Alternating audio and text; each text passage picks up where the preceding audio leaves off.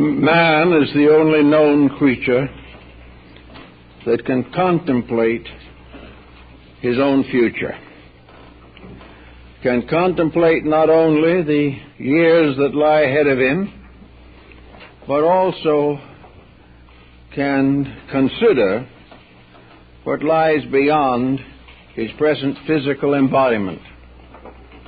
Because he has this faculty, it was inevitable that early peoples should contemplate the problem of life after death.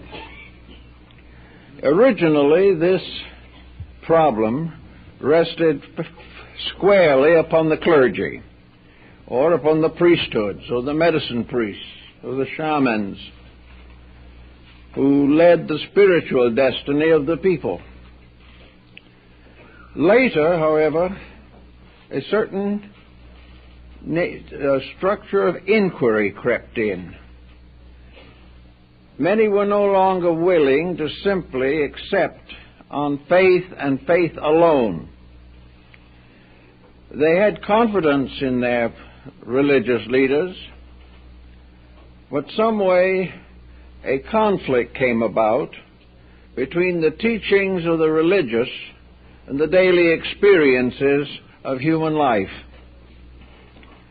By degrees, therefore, the custodians of the doctrine of the afterlife changed estates. And from the priesthood, the tradition passed to the philosophical schools and the intellectual systems. The philosophical schools, of course, had their origins in the religious, and therefore, for the most part, followed along the general religious concepts. However, they tried to rationalize the doctrines of the clergies. They tried to prove intellectually, rationally, reasonably, that the teaching of immortality was philosophically sound, that it could be defended as well as accepted. The moment, of course, you defend something, someone else is unhappy about it and assails your defense. While the belief was held largely by the priesthood, and the priesthood almost completely dominated the public mind, there was very little criticism or conflict in basic religious convictions.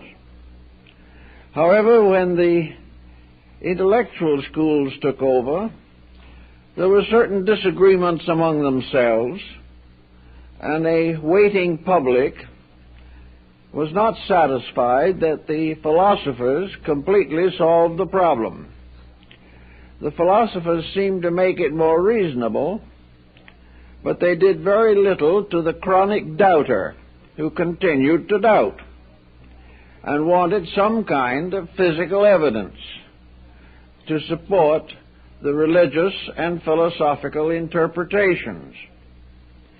This continued to be a problem for a long time and is still a problem in a great many personal lives and in a great many beliefs and schools. Finally, it came about that the newborn and rather precocious infant of the 17th century, science, became involved in the problem. Science was reluctant to take any part in the situation, on the ground that science dealt with things that were physical, obvious, and could be examined, placed under laboratory controls, and could become the basis of research theses for those looking for a doctorate. The result of this was that the physical, materialistic scientists rather preferred not to become involved. Privately, they might admit a belief, or they might deny any belief. But for the most part, the scientist took an agnostic position. He did not deny the possibility, but he pronounced solemnly that no proof was available and in his own opinion, there would be no proof that would satisfy him that man could accumulate. Now, in the last 25 years, things have become somewhat more complicated in the personal life of the individual. He has become more interested in living. He also has become more interested in questioning the reasons for his own existence. It was easy in early times to say that all these things were locked in the will of heaven, that God alone knew why these things happened. Gradually, however, it became essential to the human mind that it began to understand why God did what he did. And out of this came questioning, and came a rising group of mystics and persons concerned with a new approach to trying to solve the problem. And that approach became closely associated with the rise of the psychological schools. Psychology seemed for a moment to be the open door into the world of the human mystery. Psychology, however, was largely academic, and most psychologists were as reluctant to discuss metaphysics as were the material scientists themselves. The psychologists did do considerable groundwork, but always it was dominated, at least publicly, by the patterns of academic procedure. Gradually, however, a new school has arisen among the scientific people. Younger men and women coming into the sciences, arising in medicine, in psychology, psychiatry, all of these counseling subjects. These people have become more and more vitally concerned with the problem of the true nature of the human being. And it has gradually come to be admitted that there is much evidence that the one life theory on which most modern world thinking has been established is simply not adequate. The only way you can justify it is to frustrate everything else. In order to justify the one life theory, you have to take the universe apart and throw the parts away. You cannot work into an intelligent concept of life. We cannot assume that the universe is meaningful, or that there is a pattern of purposes behind the various manifestations in astronomy, physics, biology, and related fields. So it has gradually become more popular to suspect that there is a larger invisible background to evolution than we have been inclined to accept. We are beginning to realize that the world is very much like the iceberg, that the greater part of it is under water and cannot be seen, that a greater part of our physical existence is invisible, and that we are simply living on the certain peaks of knowledge that rise above the surface of the ocean of the unknown. The unknown, however, must be important.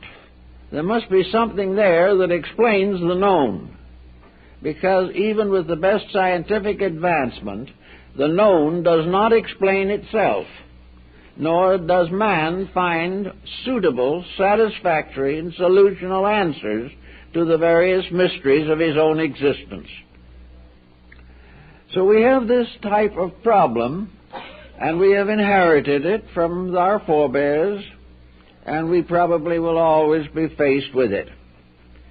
In the Western world, we have assumed that there was a certain survival factor, and that factor was largely dominated by a theological concept of punishment and reward. The individual leaving this world went to a desert. He went to something that he had earned. He went to the judgment of his existence. If he had lived well, he had a fair chance of a benevolent condition in the afterlife.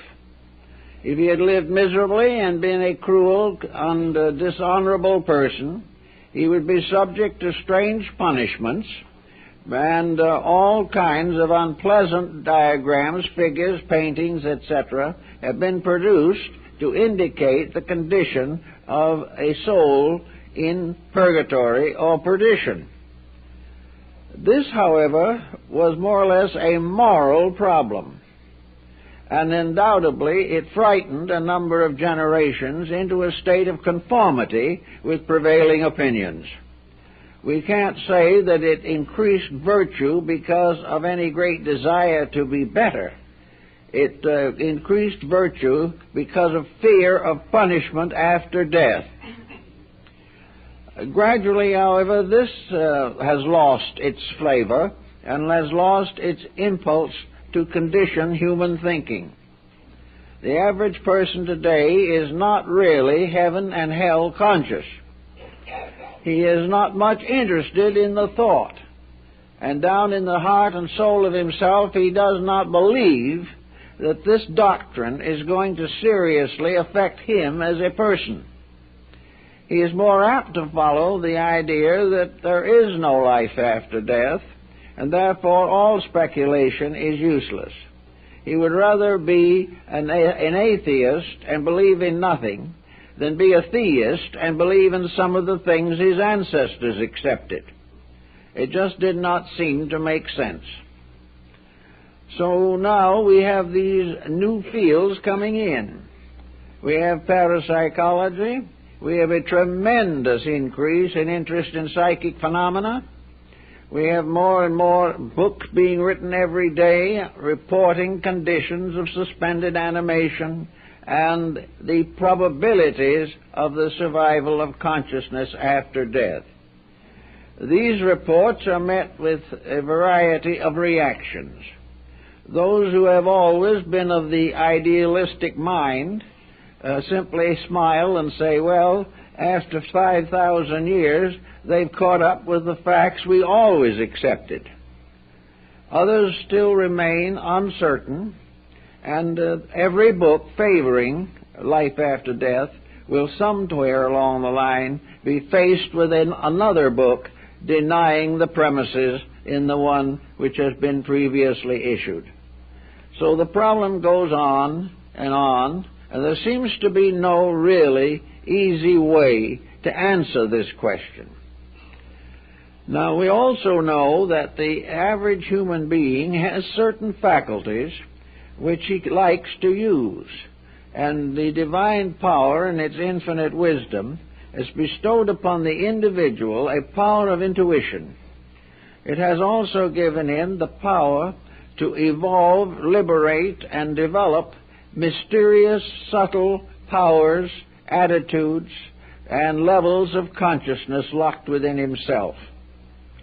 And gradually a number of rather progressive thinkers have centered their attention upon the simple fact that the only way in which the average person can convince himself completely, beyond any question of doubt, and find the final evidence for the certainty of his own immortality is to search within himself for the instruments of this knowledge.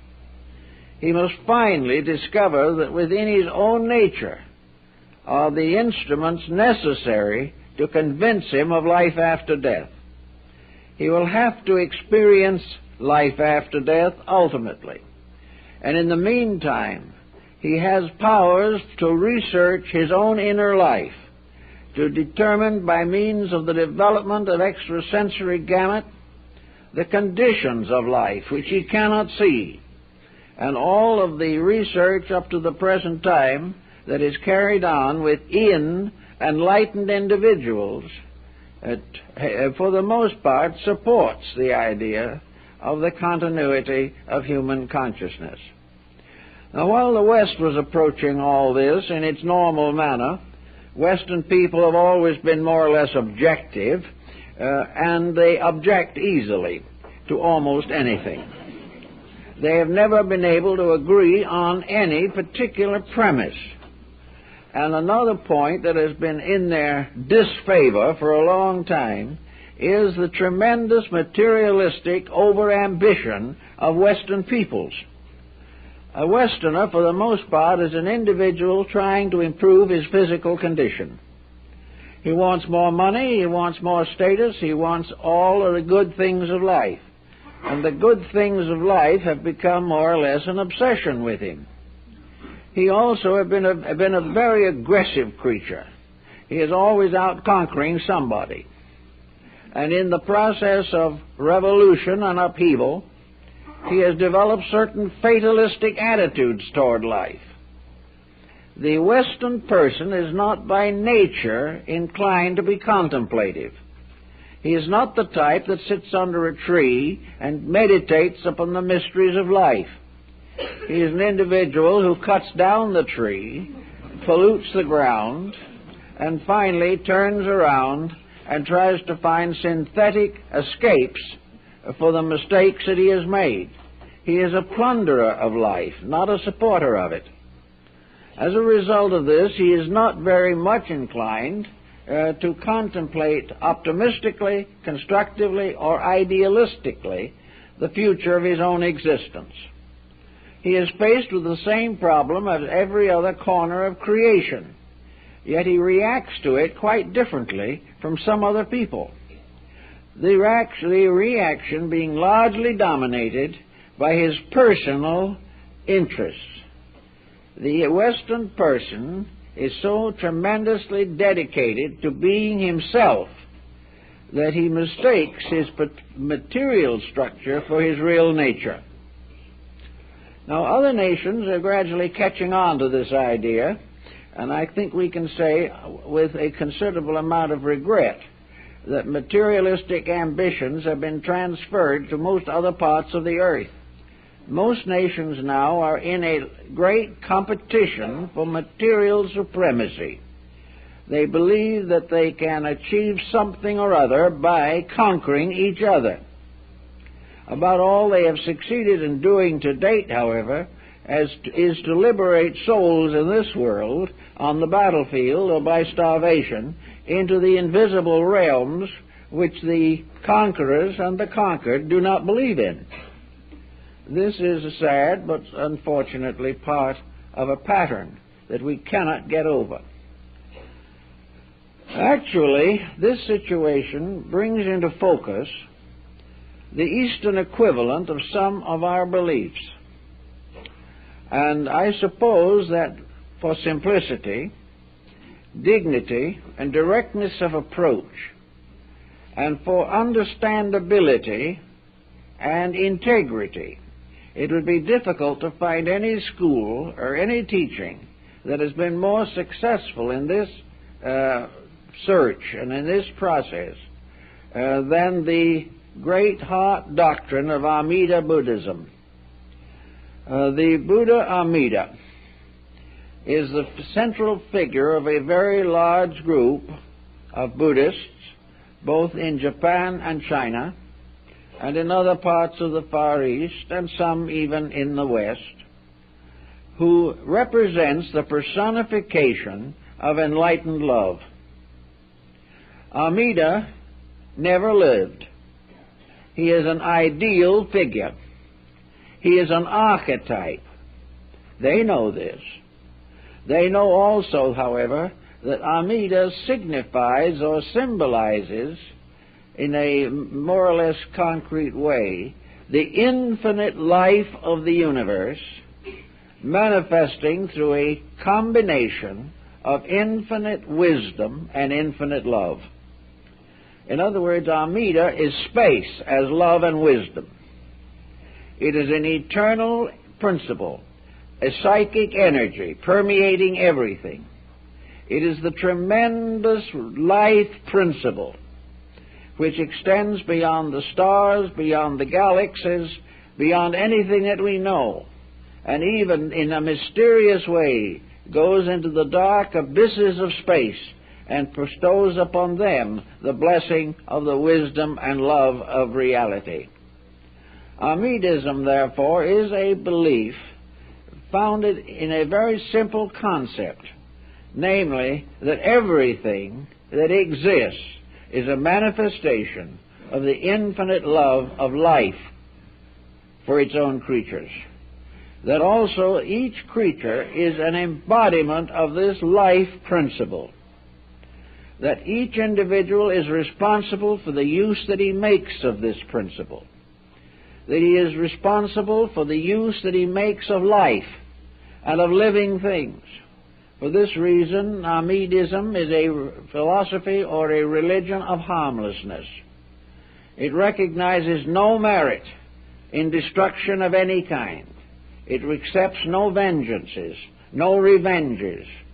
It can condone no grudges or intemperances or intolerances of any kind, because all of these exist only where the being involved has not become aware that the universe itself exists upon a strange warp and woof of wisdom love, and that the two terms are interchangeable, that they are two names for the same thing. Wisdom is not separate from love. Love is not separate from wisdom. They are both manifestations of life itself in infinite, continuous manifestation. They represent this concept by a radiant figure, a figure that represents an evolvement of consciousness. Life in the process of growth is constantly producing superior types of things. Down through the ages, it has resulted in the great descent of evolutionary procedures. Life is forever excelling itself. And as in the story of the chambered nautilus, man, nature, the space around him, the universe, chaos, cosmos, are all in a case of constant growth. They are building nobler palaces and temples for their souls. Thus, everything is growth. And growth means that in the course of time, growth must result in things attaining a degree of superior growth. Growth is more than a physical situation. The individual is born, grows up, matures, grows old, and passes on. But this does not necessarily imply that he grows up. It only implies that he has moved through a period of time and has worn out the instrument with which he came into this world. The fact that he may leave almost as he entered is by no means unusual. And there is plenty of evidence, scientifically collectible, to the fact that the individual can, with care and thought and discrimination, can leave this world as foolish as when he came here. He can carefully avoid anything that might result in improvement for himself. He might be careful also not to perform any action that is sufficiently unselfish to be suitable to reward with some benefit. We have today narcotics problems. These problems affect people who are college graduates, successful in all walks of life, who simply do not care about trying to be any better than they are. And because of this, they are getting worse every day. We have the same with alcohol. The individual does not really care enough or believe enough about his own destiny to be concerned. He simply goes along and may very well leave as he entered, without very much growth or understanding or maturing of his own life. Other less flagrant problems simply represent self-interest, the individual living from day to day to do what he feels like, and gradually, unable to do the things that he has always wanted to do, he fades away. Now, this cannot be a proper interpretation of life by an intelligent creature. Man is born with a power within himself which, if he will use it, will enable him to make a much better judgment about his own conditions, the conditions of his world, and the purposes for both. As long as he is willing, however, to be ignorant, suffer the results of ignorance, and be miserable and unhappy in exchange for a few days, years of gratifications, he will be as he is. Now, in the doctrine of the Pure Land sect of Buddhism, we have the realization that has been bred into these people for thousands of years that life is important. Life is meaningful. We are here for a reason. We are here to fulfill a purpose, and that the real purpose is to grow rather than to accumulate. The real reason to be here is to become better, to make use of the opportunities of existence to enrich character and ennoble human relationships. If these factors are ignored, or even put in second position, the life is damaged, or is imperfect, or lacks full understanding of its own significance. The Pure Land, therefore, tells us very frankly that the individual must plan his own growth. That this growth is not something in which he can depend upon constant indoctrination by other people. Gautama Buddha, of course, who was the prime moving principle behind all Buddhism, observed on one occasion that I will not believe a doctrine because the scriptures say that it is true. I will not believe a doctrine because the great teachers have taught it. I will not believe a doctrine because my countrymen and those around me insist that it is true. I will not accept any of these things and blindly follow them. I will follow a belief or a doctrine only if in my own heart I am convinced that it is true. This is one of the problems we have. People are following doctrines and teachings which their own hearts have not yet found ways to interpret or understand. Therefore, Amidism is called the heart doctrine. It is the individual growing up heart first and recognizing what are called the Buddha seeds that are planted by eternal life in the heart of man. He must help these seeds of truth, realization, and integrity to grow by dedicated effort.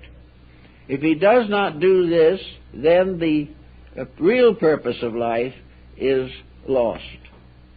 Amidism arose as what is called the Northern School, or the Great Doctrine.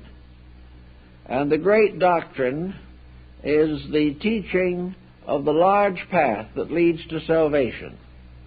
It is called the Mahayana School, and is separated from the Southern School, which is called the Hinayana, and is firmly set in Siam, or Thailand, and what is now Lanka, was Ceylon. These southern followers follow an ascetic life. They renounce all material things, and putting on the robe, wander into homelessness. In other words, to them, the life of truth is a monastic existence, a concept that also dominated Europe for many hundreds of years. The Mahayana, however, the large vehicle, says no. This is not the real answer. The real answer is not that the individual shall perform these types of austerities because they are recommended or told to him by his religion or his philosophy or by his various teachers.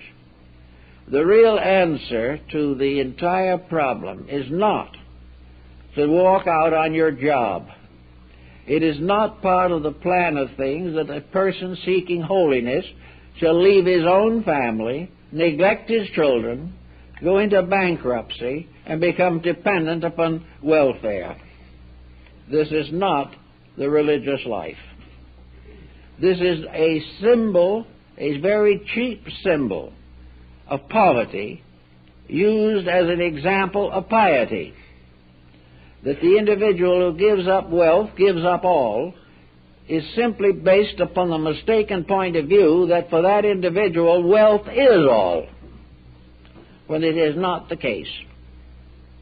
What the Mahayana school teaches the individual to do is to stay with his job, do the things that he knows he should be doing, serve his fellow man unselfishly and thoughtfully, and at the same time keep in his heart the mystery of salvation.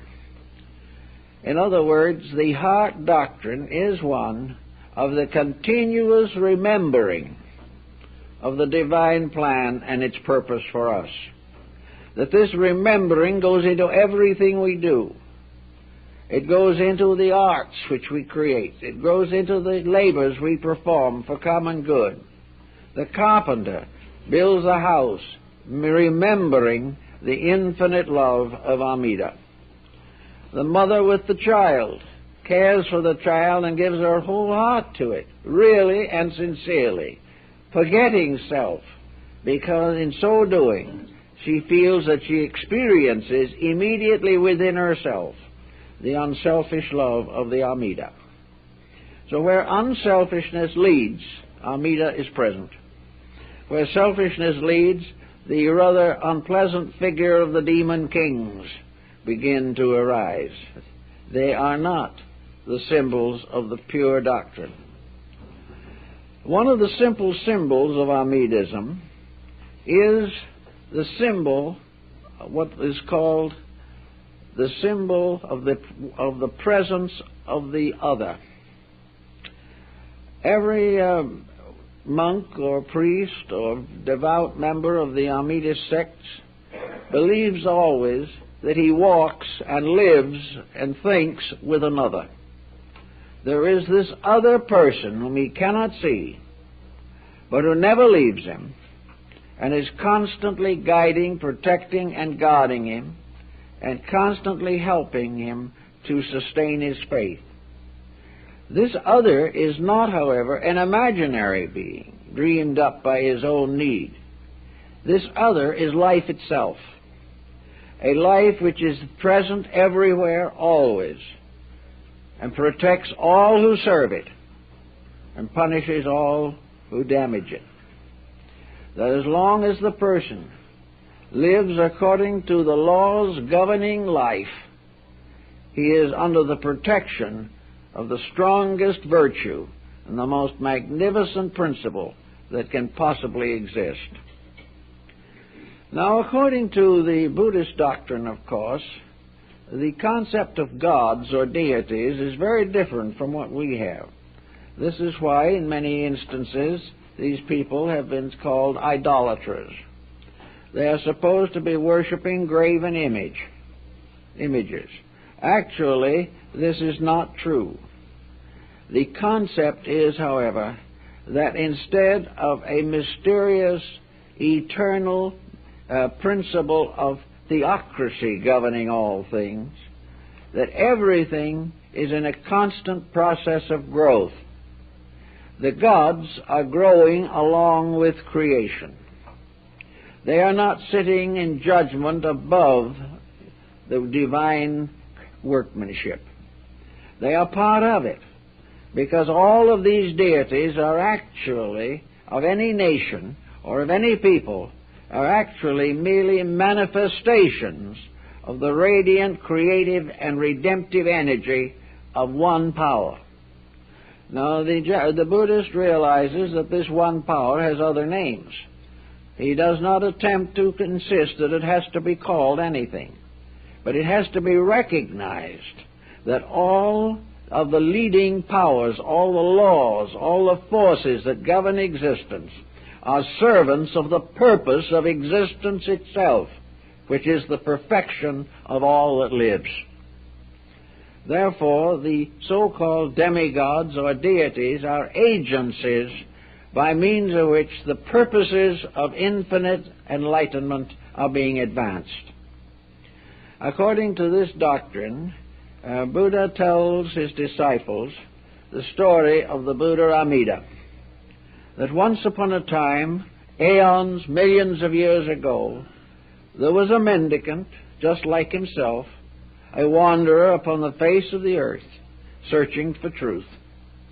And this wanderer passed through many, many embodiments and found more and more of the light that he needed and desired. And at last, after hundreds of lives, he attained to the condition of an arhat, or an enlightened servant of the law. And in this condition, he gradually performed more and more saintly works until it was finally his merit over millions of years to become a bodhisattva. Bodhisattva means an enlightened self. And when he came to this degree, he became embodied in great labors of philanthropy, great labors of service. He contributed to the good of all things in a strange and wonderful way, because he was gradually diffusing himself throughout life. He was no longer working for himself. He was not even working for life. Life was working through him to the fulfillment of its own purposes. And finally, in the great day be with us, it is said, this being attained to the right of Buddhahood. And this right was the highest good to which the being could ascend and still exist as a being in a universe of conditioned existence. And when the time came for Amida to attain to Buddhahood, he then took the great vow. The vow being that he would not accept the fullness of his own labor. He would not pass on into the infinite love of Amida.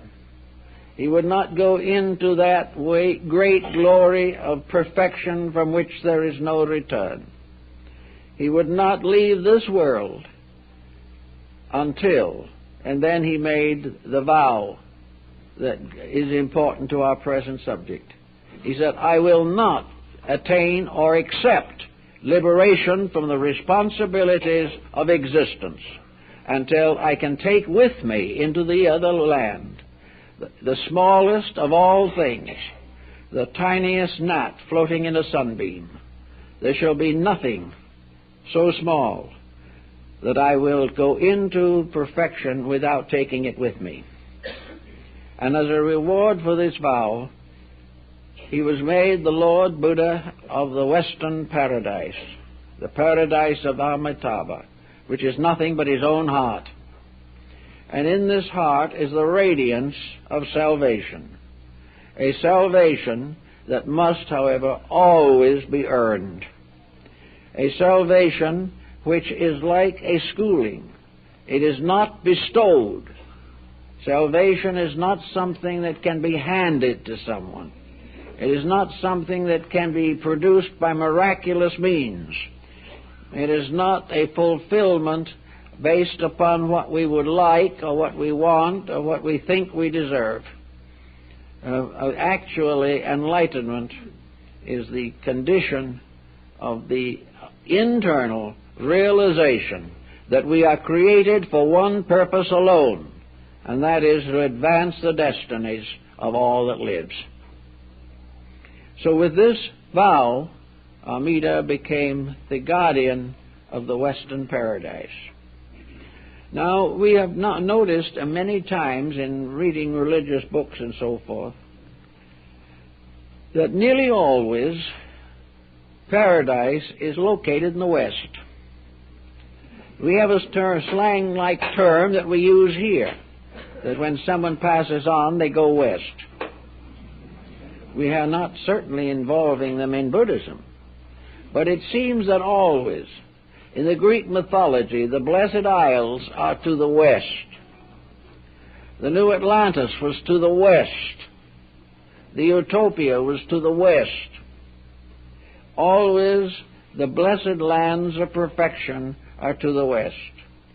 And the ancients firmly believed that this Western Hemisphere was to be the blessed land. And certainly that was the teaching of Buddha, of Bacon, in his work, The New Atlantis. It was to the west. And it was a place where all good things would be done, and where human beings would live together in peace and happiness and wisdom. And as he puts it, that all knowledge should be for one purpose only, the accomplishment of the greatest good for the greatest number, without any implication of selfishness. So Amida, however, in the Western paradise, lives in a radiant world symbolically represented by the Taima Mandara in Japanese Buddhism. Here he is seated in paradise, and he is surrounded by the 16 intercessions, by means of which he serves those who need him. And all of these intercessions are based upon one pattern primarily, that he approaches those who have approached him. Whenever any human being, from the depths of his heart, asks for the participation in the mystery of divine love, and wishes to have the opportunity to love without self, to love without any hope of reward, without any ulterior motive, then this is the love of Amida in himself. This is the other who walks with him. This is the highest aspect of his own nature, and this highest aspect is always part of the one great love aspect of creation. So the Buddhist doctrine has developed gradually, particularly through the teachings of two great monks, Honen and Shonen. These two men of entirely different temperaments made great contributions to Japanese Buddhism and became the leaders of the school of the Amida sect. They didn't originate it. It originated in China, but they were the ones who gave it its greatest impetus in Japan. It has been called a Protestant Buddhism, and this in very large is its best definition. Honen was a very interesting man. He was a man who had to stand by while his father was brutally murdered. And as he grew older, he went to the religious life and was finally faced with probably the greatest test that a person can be faced with.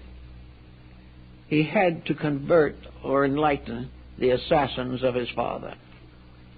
He had to spread the love of Amida from his own heart to cover them. He had to love them in the name of truth more than he hated them in the name of the crime they had committed. And he succeeded. He succeeded in forgiving them and bringing them into a redemption. And they were definitely converted and became monks. He had to spread the love of Amida from his own heart to cover them. He had to love them in the name of truth more than he hated them in the name of the crime they had committed. And he succeeded. He succeeded in forgiving them and bringing them into a redemption. And they were definitely converted and became monks. So Shonen was a different type of man. He was a man more or less worldly in nature, impatient, dedicated, very truth-seeking, but not exactly by nature gentle or pious. He had many strange experiences and finally decided that he wasn't even worthy to be a monk because he could not even control himself properly.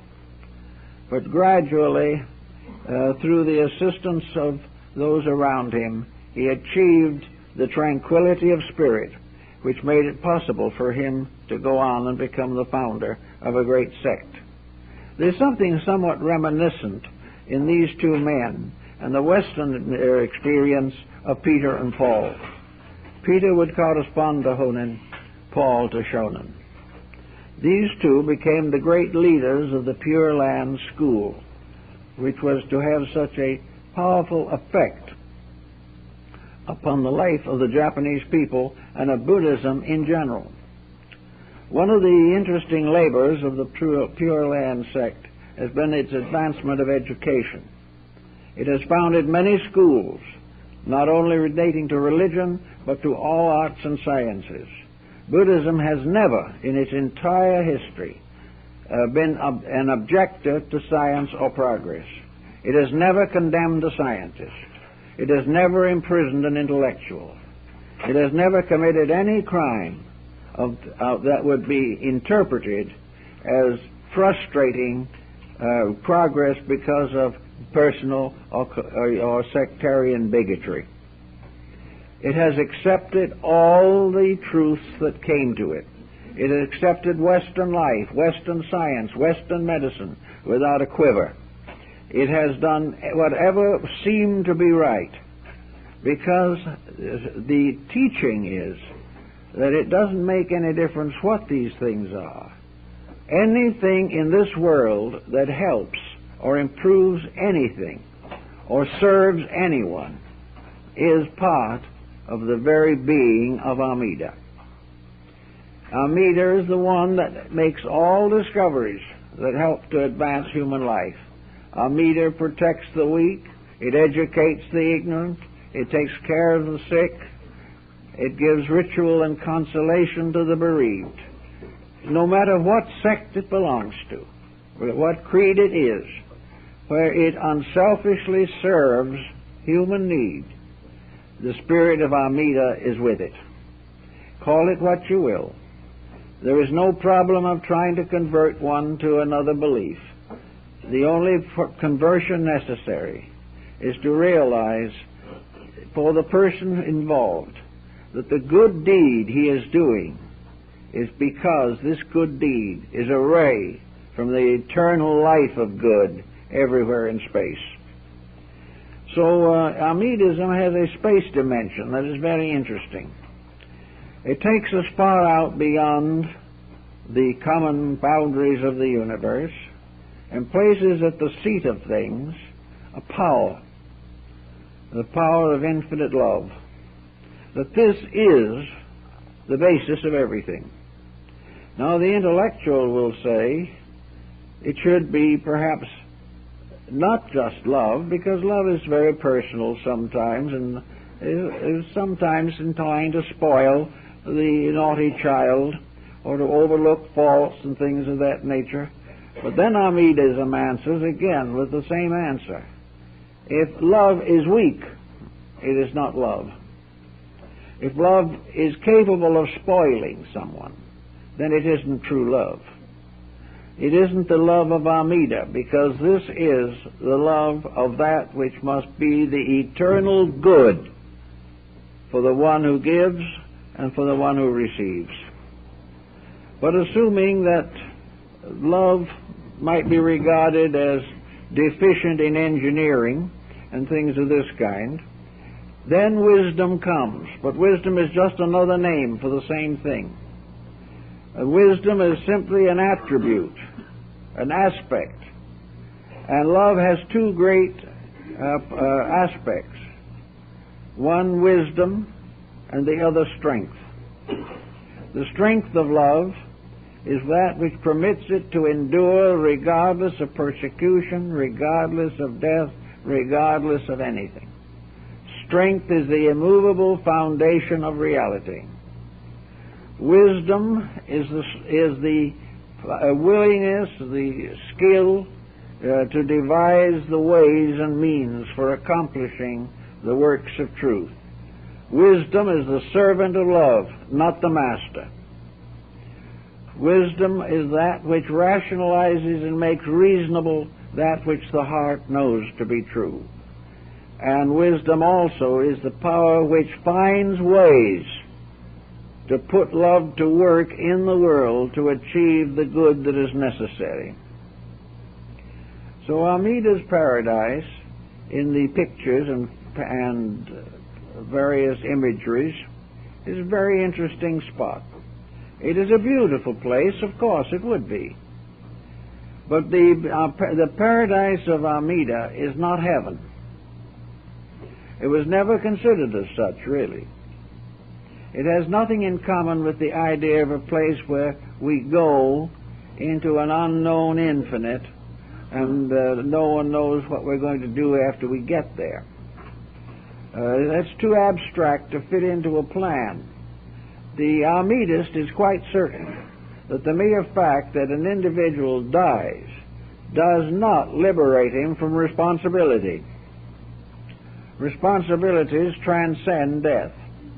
They transcend all changes, for responsibilities continue until they are met.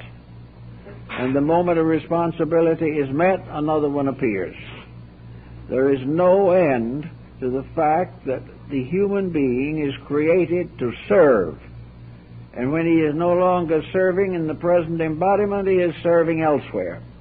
There is no such a thing as a lazy salvation. There is no one who is going to be able to experience the idea of departing from this life and resting forever. He is not going to float to heaven on flowery beds of ease, as the old psalm used to say. He is not only one more river to cross, there are many more rivers to cross. And the individual will finally discover that this fact, that there is a job over there, is just as much a reward and an evidence of love as it would be to leave the individual in some place of achievement with no projects, no purposes, and no reason for being there. So the Amidist heaven, or paradise in this case, is a middle ground. It is the halfway house toward perfection. It is the place where the individual who is part of this life cycle passes out of physical existence and becomes involved in the consequences of his own conduct.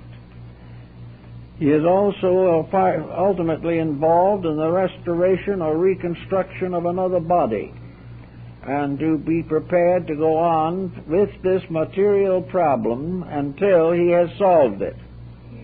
Therefore, paradise is a vacation. It is not an endless state of liberation.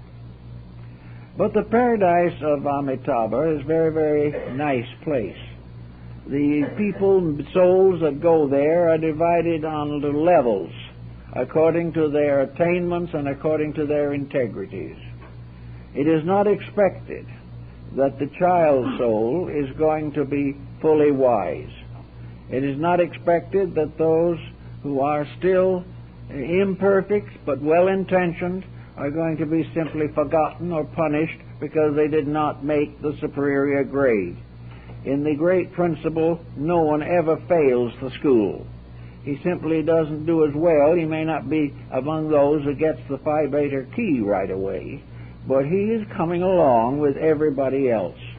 And in the paradise or western world of Amida, there is an appropriate level of reward for every degree of human achievement. The most simple and sincere person is just as fortunate as the very brilliant individual who has accomplished great things. Everything is measured only in the terms of this accomplishment as it bears upon the internal integrity of the individual. And very often those who accomplish the most in the material world achieve the least in the development and release of their own spiritual content. Another interesting point in Amida's paradise is that over there you go to school. Now this might seem as though it would be a very great hardship, particularly after attending one of our universities here. But in the old paintings, it's all very charming and delightful. In the Western Paradise of Amitabha, there are jewel trees, beautiful trees covered with festoons of jewels, where beautiful birds sing, and where beautiful creatures like the deers of Kasuga wander about, heavenly spirits. Here also are the angelic beings scattering flowers from the sky. It's very lovely.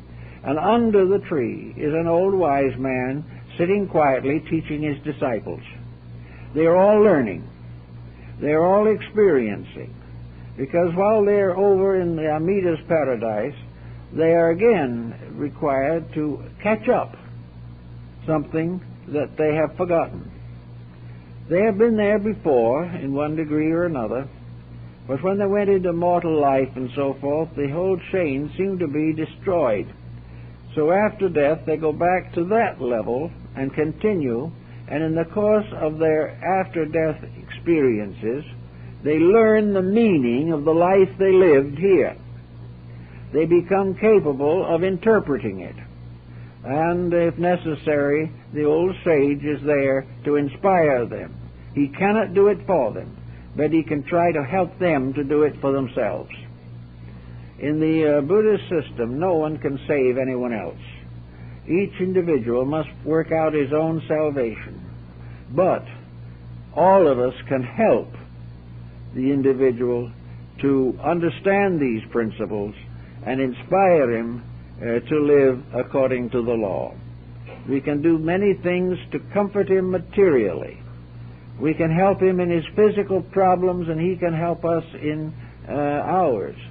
But the development of the eternal truth within himself must be gained through the release of the powers and qualities of his own nature.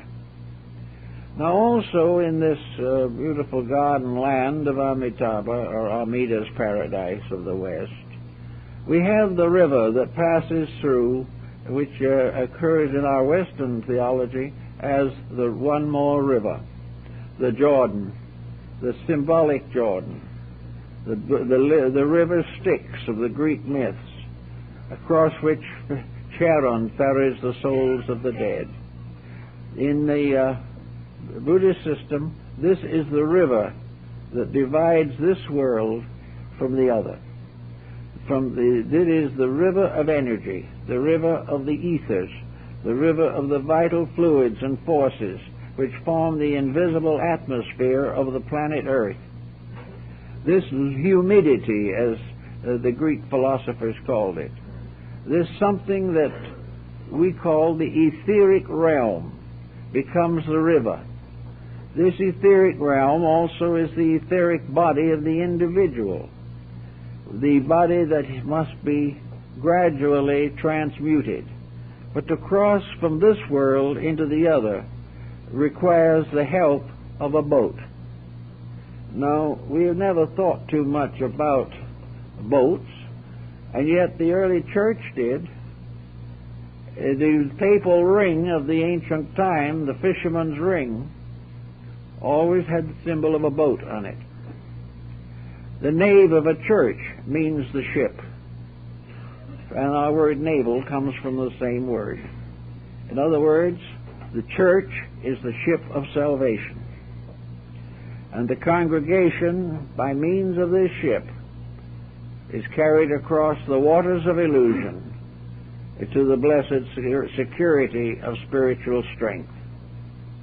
So the ship is there, and in the Buddhist symbol, it is a very pleasant little boat. It is, of course, built like a Chinese junk. It would be in that part of the world. It has two eyes painted on it so it can see where it's going, just as in the fishermen's boats in Hong Kong and Shanghai. And the oars, or the rudder of the boat, may be Amida himself, or if not Amida, then his beloved son, Avalokitesvara, who has become feminized into the form of Kuan Yin or Kannan. In the body of the boat are people doing all kinds of things. And I think it is interesting that the doctrine includes the idea that most of these people do not know where they came from, do not know why they are there, and do not know where they are going. For them it's simply a vacation. They are outward bound. And in the Ship of the Doctrine and many of the old prints of it, the old man sitting on the back deck with a fishing pole fishing across the river. This is a kind of a quaint whimsy, but it is more than it seems to be, because this ship, which carries us across, may be regarded as faith, it may be regarded as hope, but it is something that we have to experience as transition. It is the process of moving from this world to the next. Sometimes it's in sleep, sometimes it's in waking. Sometimes there is a clear memory of parting, others there is not any memory. Some wake up long afterwards. But this is the ship, or the symbol, that carries the life from this world to the next, and it is the body of energy fields, the ethers, which forms the vehicle for the transmission of the consciousness from this world to the next.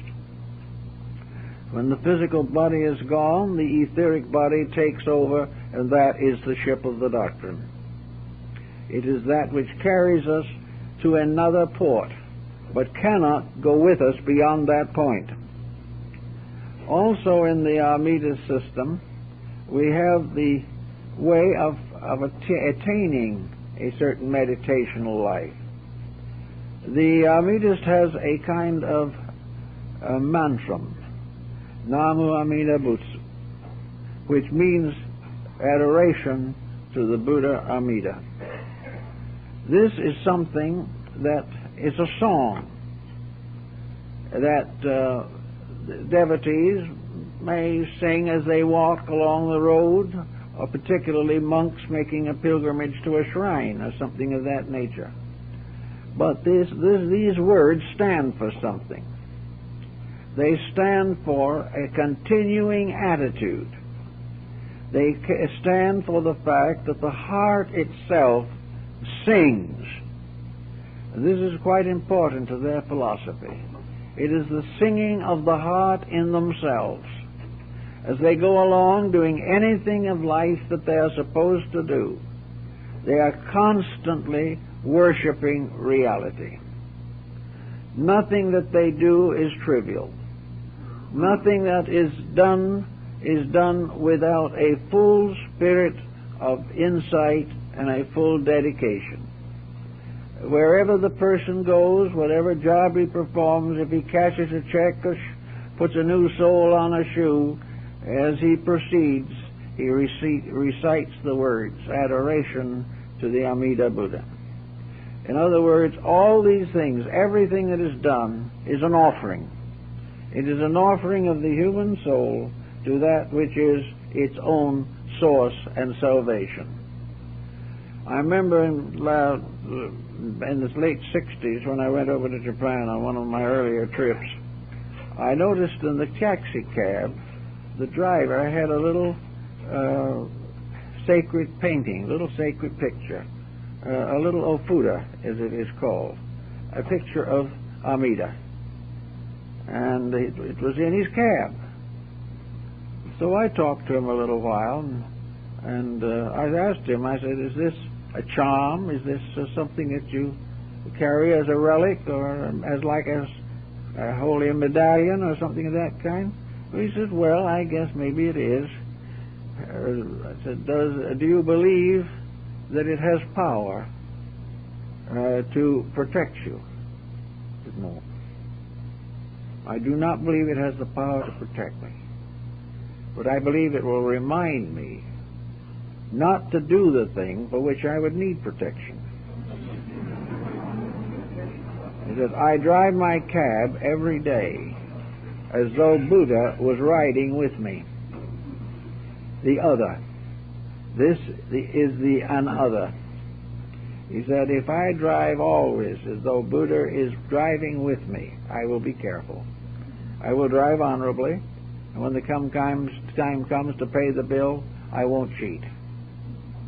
Because I believe that if I do these things, and every time I look at the little picture in my cab, it reminds me of my own faith, in case it should slip a little or something of that nature. But it is also the symbol of the presence of eternal love with me every hour of the day and every hour of the night. With me in the home, when I'm sitting with a sick child, when my parents die, all these things happen. All these things have to be within the love of Amida. And in this great faith and hope love is the secret, probably, of this faith, and why it has developed such a large following. Now, some will say that this is inconsistent with Buddhism. The true, real Buddhism is a kind of an ascetic philosophy. Many have said that Buddha was an atheist. He was not an atheist. And he says very frankly himself, I am not an atheist. Others feel that he's very mysterious and has all kinds of magical abracadabra in connection with his worship, as it has appeared in the tantric philosophies of India and Tibet. This is not the simple Buddhism of Gautama. The real answer to the situation seems to be that Buddhism is simply a basic concept of universal integrity. That the universe is a conscious, honorable thing. That the universe is too honest to ever break its own law, and too enlightened to ever make a law that isn't good. That all the laws that flow out of the darkness of space are laws of love. That they come from the great heart of life. And the great heart of life is the infinite, ultimate spiritual sun, the energy of which sustains the galaxies and sustains all the clusters of stars and world systems as far as imagination can go. Borrowing from the Hindus long ago, Buddhism realized that this was not the only solar system, that we were not the only planet, that we were not a unique creature or being in space, and certainly we were not exiles. In the great Lotus Sutra, in which Gautama preaches to his disciples, at the moment of the revelation of the sutra, the beings, the Buddhas, the great ones, from myriads of suns, rulers and guides and teachers of ultimate billions of habitable, existable spheres in space, all attended. It was a symbolic statement of the fact that Buddhism taught that every star was part of the great cosmic plan of infinite radiant love. It wasn't a question as to whether the star or the planet was inhabited by mortals. The planet or the star itself was love, itself in its own nature fulfilling some part of the universal destiny. That not a thing exists but has use, and in proper use is fulfilling the vow of its own renunciation. For the stars, like man, must swear that they will not enter the eternal paradise, the great ultimate of things, until all that they control or dominate or regulate can go in with them. With the motion of space, everything must move together. In the Amida system, the final parinirvana, the end of mortal existence, is reserved for those who have solved all problems and in whose nature and life karma has ceased. Now, there are a great many people who don't like karma. They take it very personally. They feel that it is one of the most common detriments to their happiness. But actually, karma is not anything of this nature at all, because the karma rewards good just as quickly as it is said to punish ill. Karma does not punish ill. Ill punishes itself, but it is the law of karma that regulates the procedure. Karma also rewards itself. But as time goes on through the evolutionary processes of things, the individual, by learning, by living, by dying, by being reborn, by contemplating and meditating the realities of existence, gradually learns not to make the common mistakes that have burdened him for maybe many hundreds of ages. He discovers the virtues of life. He begins to practice greater kindness. He is more thoughtful. He lives a cleaner life. He is more attentive to those values which are good. His love of beauty increases. His integrities are strengthened. And gradually, karma fades out. When the debt is paid, it's finished. The only reason why karma hangs on is because we have too many unfinished debts. But when we finally meet them, then the karmic responsibility fades out little by little. And according to Buddhism, it is karma that brings us back. It is karma that causes incarnation. When we're perfect, we don't live here. Many people have noticed the comparative lack of perfection. As soon as we have achieved freedom from our own mistakes, when we no longer compound the felonies of ourselves, then the karma ceases, and the individual gradually retires from objectivity as we know it to the higher realms of nature. When all bonds cease, when the individual has exhausted every weakness of his own nature, when he has attained all righteousness, when at last there is nothing more to learn, nothing more to accomplish, and he has set in motion the wheels of redemption for everything within his domain, then according to Buddhism, he may retire into the state of Buddhahood. From this state, he cannot return to this world as a person, because in correcting his mistakes, he has also exhausted his personality. The moral rule being, a personality is a mistake. It is a compound of errors. It is a structure composed of things that are not being done well. In other words, a personality is a monument of weaknesses, imperfections, delinquencies, or those vacuums caused by ignorance and thoughtlessness and self-centeredness. Therefore, the personality cannot attain perfection, because perfection is the final release from it.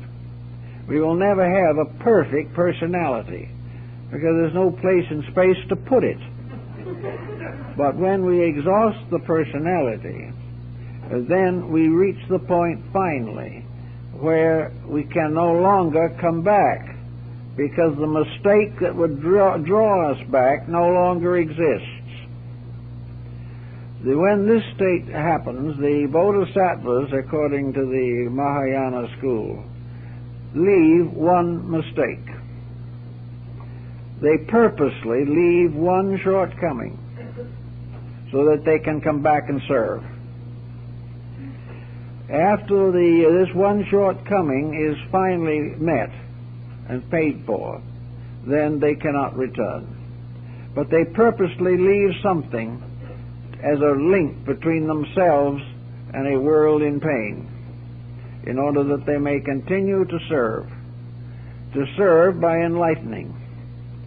According to the Buddhist concept and according to Buddha's own doctrine, those who enter the final Mahaparinirvana, or the extinction of self, which is the troublemaker, then the being is reunited with life itself and continues to exist in life as life, in a great reservoir of life. But the only way it can come back is through life. In other words, that which cannot be born again on earth is born again in the heart of every believer, because it has now become universalized and is one with all that lives, and becomes part of the soul heritage of dreams or ideals or hopes or aspirations, which are to bring ultimate liberation to others. It's a fascinating story and a very interesting doctrine, and we are gaining considerable information and assistance from it in our studies of abstract philosophical problems. The psychology of the Buddhist system is extraordinary, as Professor Max Muller pointed out. Whereas most of our systems are essentially founded in theology, this is founded very largely in a kind of cosmic justice. It is not a system in which you worship primarily by paying homage to something. You worship by releasing life, wisdom, and truth through your own conduct. There is no ritual that can take the place of release. And this release must be by intention. And this intention comes by dedication. No one is expected to be better than they can be, but each one is expected to be a little better than he might be. And this process keeps on going in the redemption of the human being. There is no theological structure. All goes back to a great astro-theology or a great psychotheology, in which the universe itself is one vast living thing. And the Amidis regard it as the Buddha Amida. And this great living thing, in whom we live and move and have our being, is also the thing in which this thing itself lives and moves and has its being in us. And we are gradually achieving the liberation of the Amida. We are gradually fulfilling the vow of Amida. All the world together, by growing, reaches the point where it fulfills the original vow, namely that we are now ready with all other creatures to go with Amida into the Western Paradise. When this happens, then we have all achieved. But Amida cannot make this happen. Amida can only sit quietly, and through helping, through teachings, through art, through music, through contemplation, through meditation, and through all these self-disciplines, to inspire the individual to finally make this adjustment and advancement for himself. The individual becoming aware of the great law, becoming aware of the eternal plan, has the right to dedicate himself to it. And through this dedication, carried on through many lives, he ultimately becomes part of the liberating power. The only way we can pick this old earth up and put it back among the stars is for each individual to pick himself up by the nape of the neck and put himself back on the path of integrity. There is nothing else that will do it. There is no way that we can look forward to a time when the fulfillment of the great rule can be accomplished except by ourselves. Now, some theologies approach it differently, on the ground that there will be a dividing between the sheep and the goats, and that those who do not make it will simply go to perdition, be eliminated, or will be passed into some other state of condition, and that only the righteous will survive. The Hermetic doctrine can't accept that, any more than it can accept a salvation which does not find place for a small bird, or a little worm, or an insect, or maybe a tiny thing living upon garbage and corruption. That thing too must come to attainment. Therefore, in Hermetism, there cannot be a division in which the good go on and the evil do not. The good in man goes on and the evil fades out. But there is no way in which Amida can achieve liberation by casting out of his own mercy, his own love, and his own wisdom any soul for its imperfection. Therefore, the labor must go on until each one is finished. There can be no release, no perfection, no ultimate state except that of reunion with the perfect love of the Amida Buddha. This is perhaps a summary, but it may give you a slight understanding of some of the interesting points in connection with this faith, which may make some points a little clearer to us. We do not have to accept the faith. It has nothing to do with it.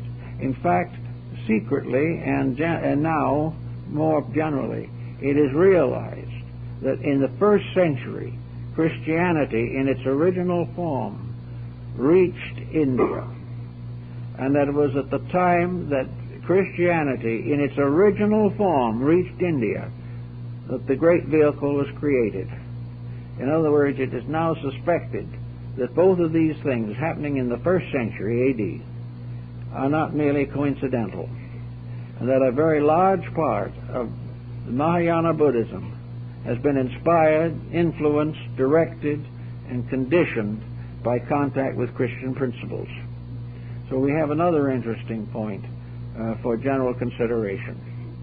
Now I have an announcement I'd like to make, which I hope you'll listen to fairly attentively. We have on our program a lecture to be given here, I believe, on October 21st.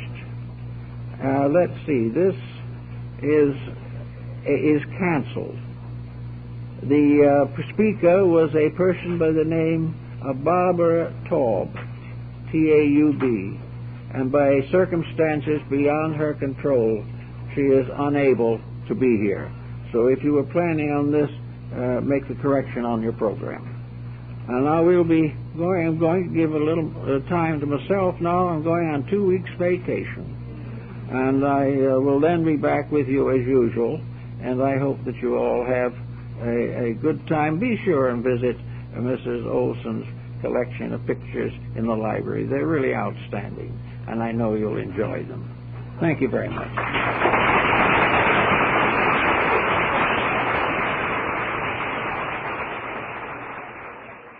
We have these new fields coming in. We have parapsychology. We have a tremendous increase in interest in psychic phenomena. We have more and more books being written every day reporting conditions of suspended animation and the probabilities of the survival of consciousness after death. These reports are met with a variety of reactions. Those who have always been of the idealistic mind simply smile and say, well, after 5,000 years, they've caught up with the facts we always accepted. Others still remain uncertain, and every book favoring life after death will somewhere along the line be faced with another book denying the premises in the one which has been previously issued. So the problem goes on, and there seems to be no really easy way to answer this question. Now, we also know that the average human being has certain faculties which he likes to use, and the divine power in its infinite wisdom has bestowed upon the individual a power of intuition. It has also given him the power to evolve, liberate, and develop mysterious, subtle powers, attitudes, and levels of consciousness locked within himself. And gradually a number of rather progressive thinkers have centered their attention upon the simple fact that the only way in which the average person can convince himself completely, beyond any question of doubt, and find the final evidence for the certainty of his own immortality is to search within himself for the instruments of this knowledge. He must finally discover that within his own nature are the instruments necessary to convince him of life after death. He will have to experience life after death ultimately. And in the meantime, he has powers to research his own inner life, to determine by means of the development of extrasensory gamut the conditions of life which he cannot see. And all of the research up to the present time that is carried on within enlightened individuals, for the most part, supports the idea of the continuity of human consciousness. Now, while the West was approaching all, he did what he did.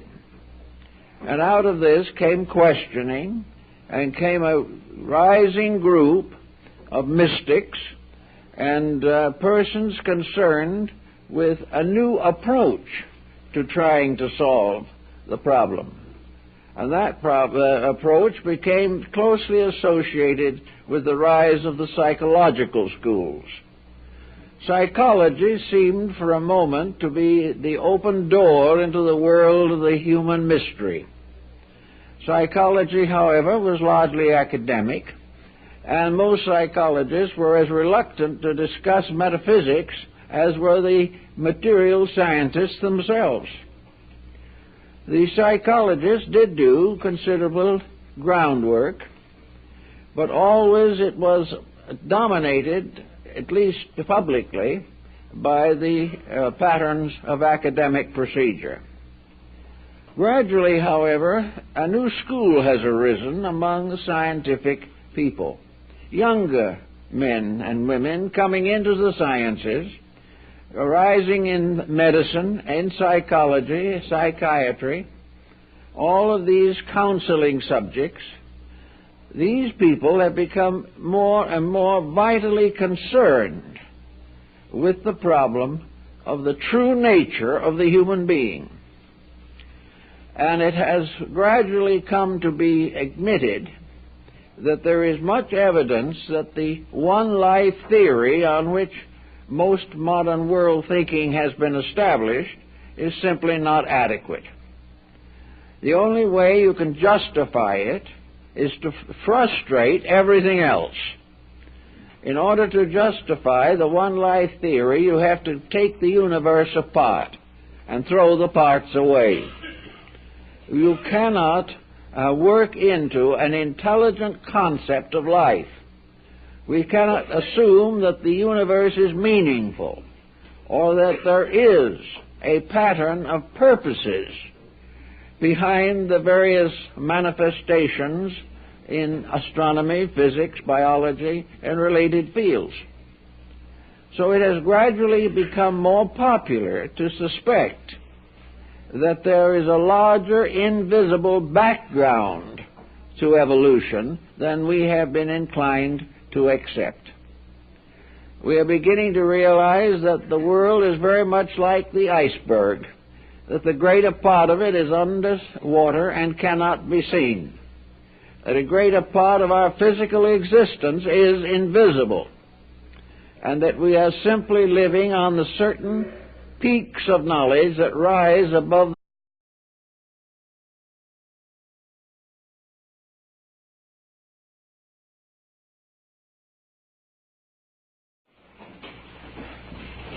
Man is the only known creature that can contemplate his own future, can contemplate not only the years that lie ahead of him, but also can consider what lies beyond his present physical embodiment.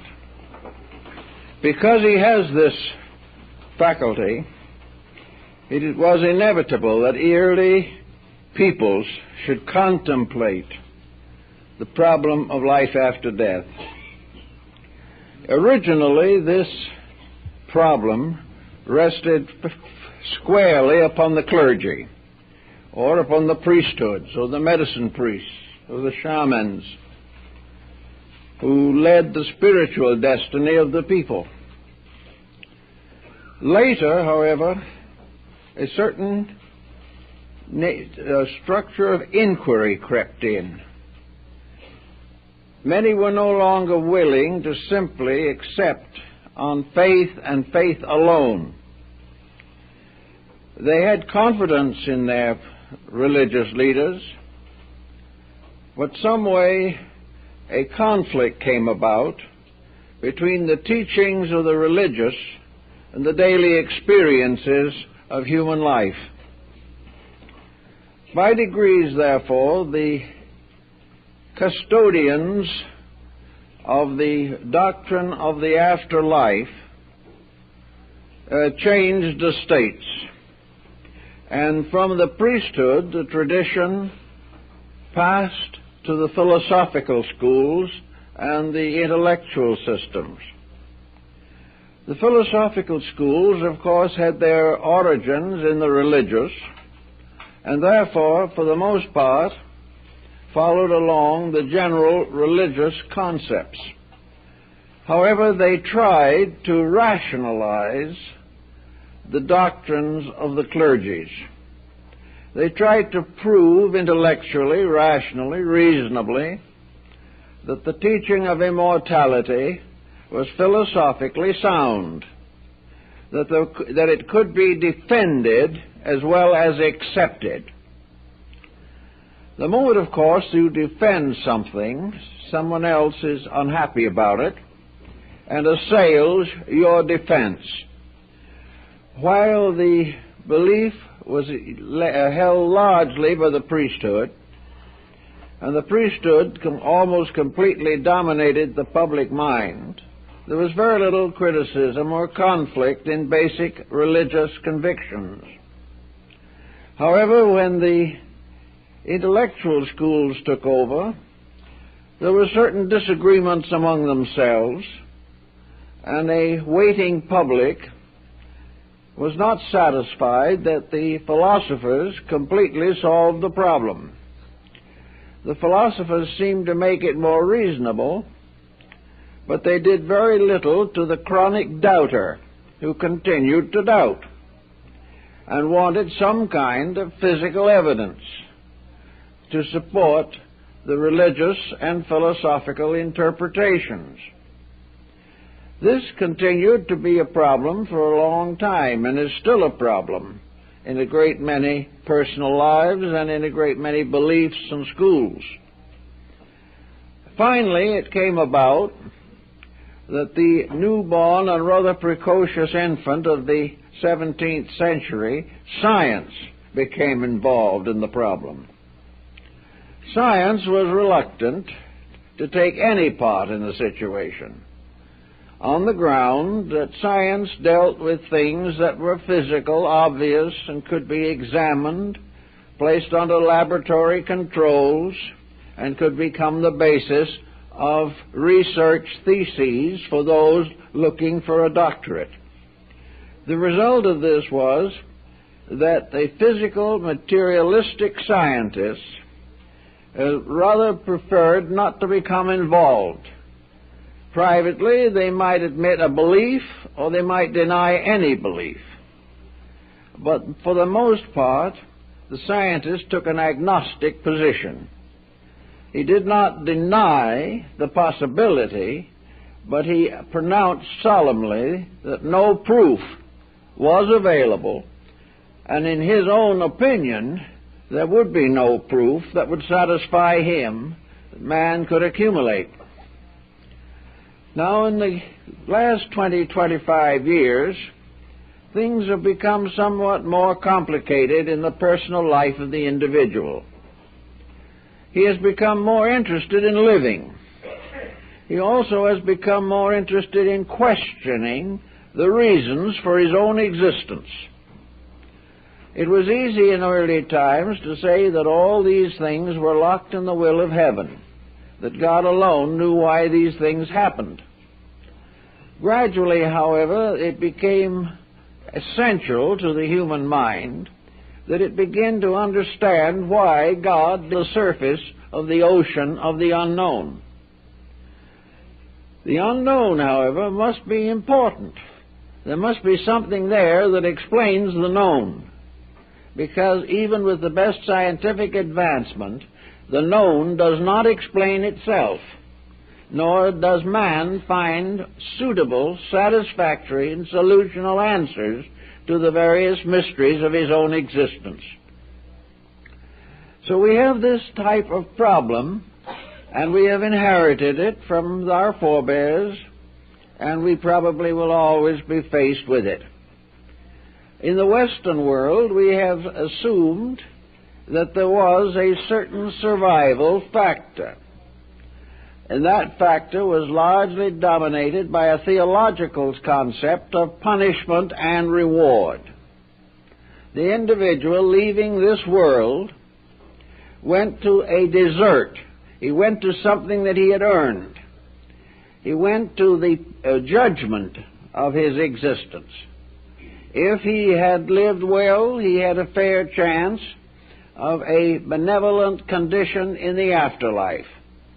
If he had lived miserably and been a cruel and dishonorable person, he would be subject to strange punishments, and all kinds of unpleasant diagrams, figures, paintings, etc., have been produced to indicate the condition of a soul in purgatory or perdition. This, however, was more or less a moral problem, and undoubtedly it frightened a number of generations into a state of conformity with prevailing opinions. We can't say that it increased virtue because of any great desire to be better. It increased virtue because of fear of punishment after death. Gradually, however, this has lost its flavor and has lost its impulse to condition human thinking. The average person today is not really heaven and hell conscious. He is not much interested in the thought, and down in the heart and soul of himself he does not believe that this doctrine is going to seriously affect him as a person. He is more apt to follow the idea that there is no life after death, and therefore all speculation is useless. He would rather be an atheist and believe in nothing than be a theist and believe in some of the things his ancestors accepted. It just did not seem to make sense. So now